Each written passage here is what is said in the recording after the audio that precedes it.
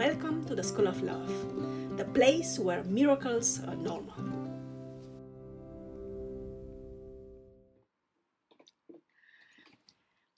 Hello and welcome to my YouTube channel, the School of Love. My name is Maria and I'm helping people discover the inner potential for love towards oneself and towards the others. From the very beginning, I must emphasize the fact that this channel is not part of my educational and research activities at Hiroshima University. It is nonetheless part of my privilege, joy, and sense of duty to propagate and implement knowledge, information, as well as motivation and inspiration outside the limited framework of academic endeavors. If you are new to the channel, at this moment I would like to ask you to please consider subscribing, sharing, liking, commenting. Thank you very, very much. This helps us not only with the mysterious algorithm which seems to dominate the YouTube galaxy, but also with contributing to the expansion of the community of humans doing their best to impact positively the world and those around them by discovering their authentic selves and living life wholeheartedly. Thanks again. With that being said, let's dive right into today's topic, which is how to develop emotional intelligence. And in relation to this topic, I shall deliver 10 guidelines on the protocol of how to deliver, how to develop, how to recognize, how to develop, and how to enhance emotional intelligence. So let's get started. The first guideline, which is the most important in any developmental process you might engage in with, is to understand the importance of awareness. So what does awareness actually mean? Awareness is that state of mind. It's usually a mental state or a spiritual state, not so much an emotional one, in which we start to question, we start to ask questions about the world, about our environment, and eventually about ourselves, as well as about our position into the world. Sometimes this questioning, this wondering, which might lead at some point to a sense of awe, to a sense of of being amazed at the miracles which surround us every single moment. So this sense of awareness refers to the fact that we shall start at some point to ask questions related to our position, to our role into the world, to our impact, to our foundation, to what are we supposed to do? And also, why have we come here? Why was I born? And why shall I live? I mean, of course, one day I will die. Everybody dies. Nobody escapes that. But what I do between the moment I was born and the moment I shall depart, what's my purpose? What am I supposed to do? What is my goal? What is the trajectory I'm supposed to follow? All these questions emerge from a sense of awareness, and at the same time they are conducive to developing this sense of awareness and of becoming increasingly self-aware, which is the second step of becoming increasingly self-aware of the importance of asking oneself all these questions and then finding appropriate answers. And those answers are never final or finite. They're actually stepstones on pursuing further questions and on pursuing further answers. So, as I have already mentioned, the second step is develop self-awareness. So, while awareness refers to a more general state of understanding, comprehending, or one's position in the world, self-awareness refers rather to oneself and questioning one's own emotions, one's own mental state, one's own spirituality, and eventually developing one if one does not have yet one. So, but self-awareness is related to awareness in that it refers to oneself and less to the environment one is embedded in. A third natural step will be to understand the sense, to develop and to learn to sense the spirit of time, or what the Germans call the spirit of Zeitgeist. what does this zeitgeist refer to? It refers to the tendencies, to the spiritual currents of the era. This might refer to the time framework or time frame of a year, but rather it refers actually to 5 to 10 years. So it's a little bit more general than like short-term vision, but less encompassing or less less encompassing than a generation, which is rather something between 20 to 25 years. And the spirit of time, so important in this in the context of learning to sense the spirit of time, is also to learn to sense the shifts which occur underneath the surface of historical and geographical reality, or historical reality and geographical embedding. Why is it important? Because once you understand, or once you start to sense the sense of the spirit of time, you are also more able to develop this so-called emotional intelligence. I have forgotten to define what emotional intelligence is. Emotional intelligence is the ability to name, to identify, to name your own emotions as well as the emotions of others. This does not refer to mind reading or empathy. This is rather an intellectual process by which you learn to identify your emotions, you learn to name them, and you learn to negotiate with them, so that you, at least to a certain degree, you take control over your emotional state. And in addition, you learn to identify, to name, and then to negotiate with the emotional state of those around you. This is actually a superpower, as well as in as much as a superpower is the last element. So the 10th element I'm going to mention in this video. So, and once you identify, you learn to sense. It's about sensing, really. It's not so much about identifying, because we can never really identify clearly and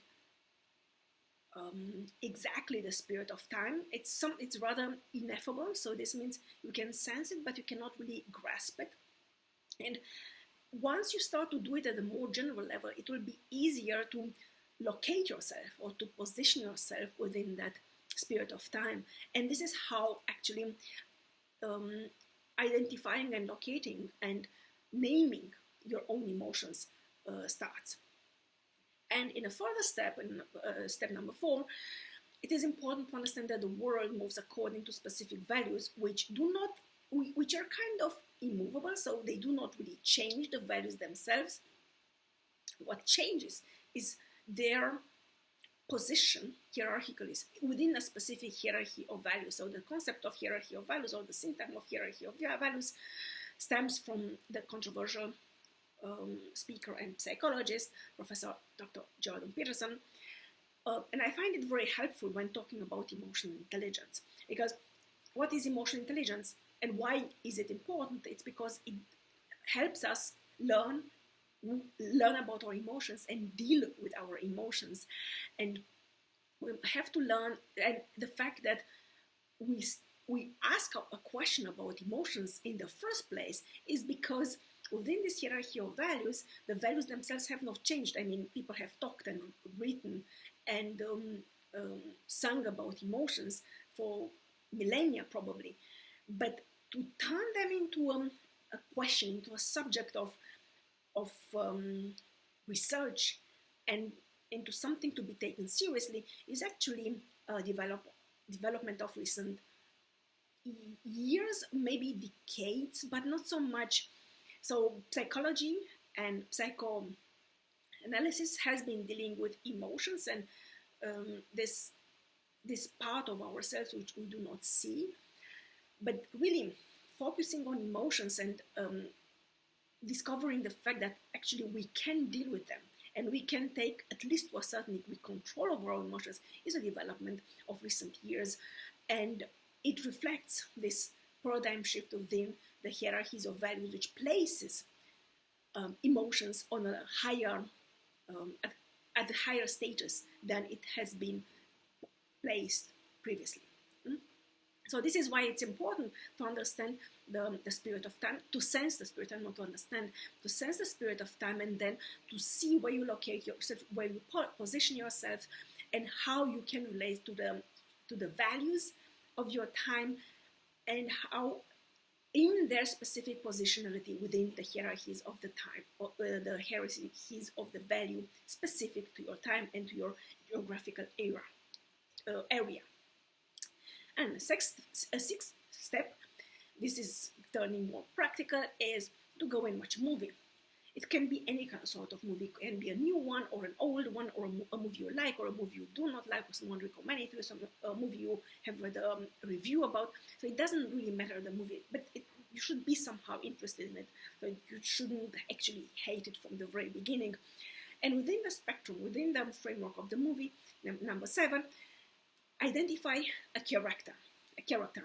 And well, it could be a character you like, you identify with, a favorite character, or a character you don't really like, a character you think of as being despicable and deserves the worst in the world. And it's important to ask yourself why you feel some sort of connection, positive or negative, with that very character.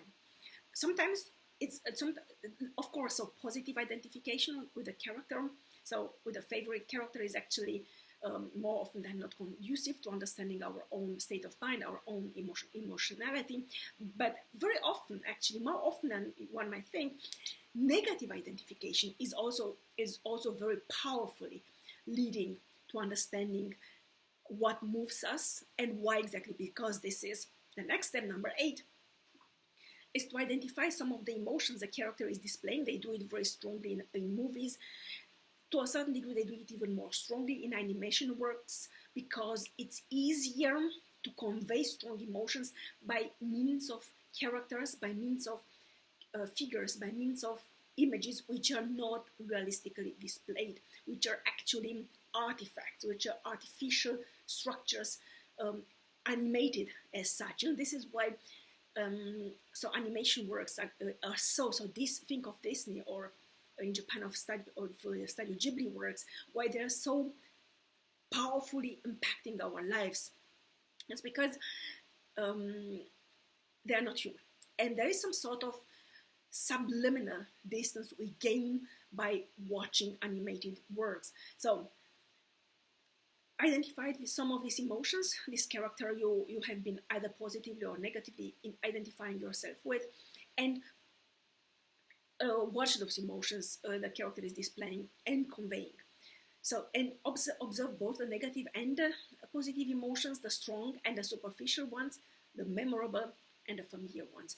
So look at the character as if it is a living organism, and ask yourself, why precisely do you find this particular character something you identify, something you really like, respectively something you do not like outright deny.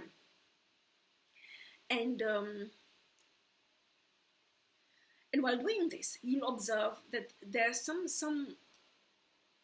triggers rising within yourself or feeling within yourself, and this will serve as a foundation for developing emotional intelligence, which means for developing awareness towards your emotional state. And while identifying those emotions, it's important to describe those emotions without judgment, to describe them, to observe them, and to a certain degree to analyze them. But it's important to do it without judgment, without actually slapping yourself for the negative ones, or and also not pushing them under the rug. So not saying, well, this is not good, I shouldn't actually be so attracted, or I shouldn't really be so observant of these ones. Everything is permitted, everything is allowed in the framework of your self-analysis. And just you can do it in writing, like writing in a diary, in a journal, or you can do it in talking, like during a walk. So obviously after you finish watching the movie, or you can do it in a conversation with a trusted friend or with your therapist, depending on your particular situation. But what's important is to describe the emotions.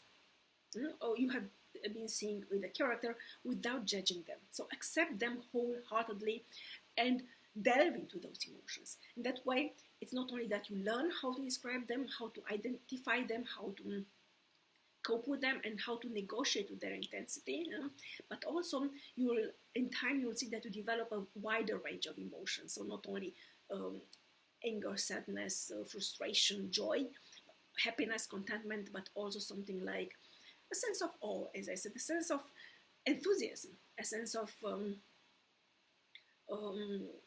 mild disgust is very different from direct and so full-fledged disgust and so on. And in last step, number 10, it's very important while you observe those emotions to learn to listen to yourself more than you actually talk, more than you actually actively engage in a conversation. And why is it important is because, listening carefully, empathetically, and without judgment is a superpower, which encourages the others to do the same. And when we all, so not only to open up to you and to talk openly about themselves, but also to, in turn, start listening to those around them and to encourage those around them to open up, so that we can all learn to have more honest conversations about ourselves, and not only all honest conversations, but also deep, profound, authentic, and wholehearted conversations with ourselves and with the others. I hope this helps. If you have any further questions, please leave a comment down below. Thank you for joining me today, and I'm looking forward to welcoming you back again very soon. Love and peace to you all.